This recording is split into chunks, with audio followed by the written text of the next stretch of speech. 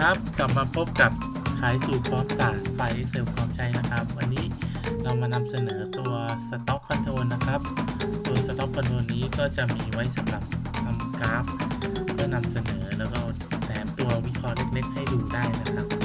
จุดเด่นของกราฟตัวนี้ก็คือการที่เราบันทึก Opening Stock หรือยอดขายเข้าไปแล้วมีค่า Min และ Max นะครับมันจะเริ่มคำนวณจุดที่มัน Over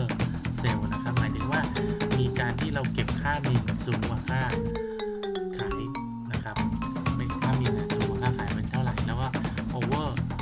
แม็กก็หมายถึงว่าเรามีสต็อกอยู่ค่าแม็กนี่เท่าไหร่อันนี้เราสามารถคำนวณได้ในช่วงพีเรียดใช่ไหมฮะเมื่อเราเปลี่ยนไปช่วงพีเรียดนี้ก็เปลี่ยนไปซึ่งพีเรียดเนี้ยเราสามารถกำหนดได้ด้วยนะครับว่าเราจะให้เริ่มคำนวณตั้งแต่วันที่เท่าไหร่ในทั้งหมดกี่วันกี่กราฟนะครับมันจะสามารถซูมได้เวลาเราไปพรีเซนต์ก็จะง่ายนะครับถ้าสนใจมีรายละเอียดอยู่ข้างล่างแล้วนะครับ